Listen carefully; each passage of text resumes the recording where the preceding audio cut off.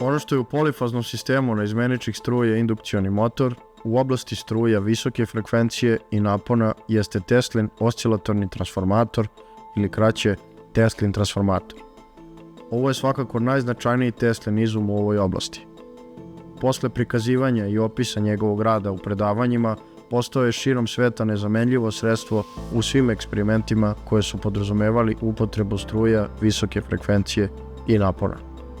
Za razliku od mehaničkih generatora koji su davali struju samo visoke frekvencije, oscilatorni transformator je uređaj koji istovremeno proizvodi i struje visokog napona i visoke frekvencije.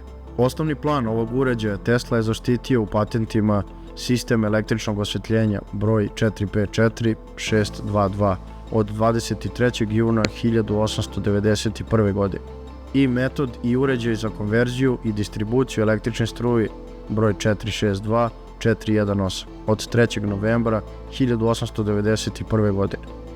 Iskoristio je u to vreme poznatu činjenicu da kondenzator koga puni generator visokog napona, prazneći se kroz kalem preko varničara u kolu, stvara veoma brze i prigušene oscilacije reda veličine više stotina hiljada ili čak više miliona puta u sekundi. I kao što je Aragovo otkriće obrtnog magnetnog polja bio naučni fenomen bez praktične vrednosti sve dok se nije pojavio Tesla sa rešenjem svog indukcionog motora. Tako isto u oscilatornom pražnjenju kondenzatora sve do pojave Tesla. Niko nije video mogućnost praktične primjene. Tesla je od 1894. godine umesto stacionarnih počeo da koristi rotacione varničare.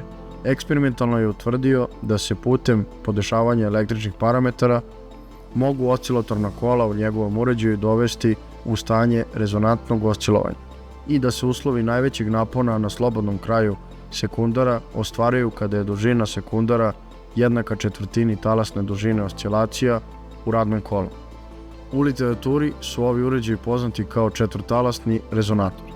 Tesla je od 1898. godine prvo u laboratoriji u Houston ulici, a zatim i u laboratoriji u Colorado Springsu, prikazao posebnu konstrukciju oscilatora sa dodatnim kalemom, koji je bio redno vezan sa slobodnim krajem sekundara radnog kola i bio namenjen za dobijanje ogromnih napona reda veličina više desetina miliona volti.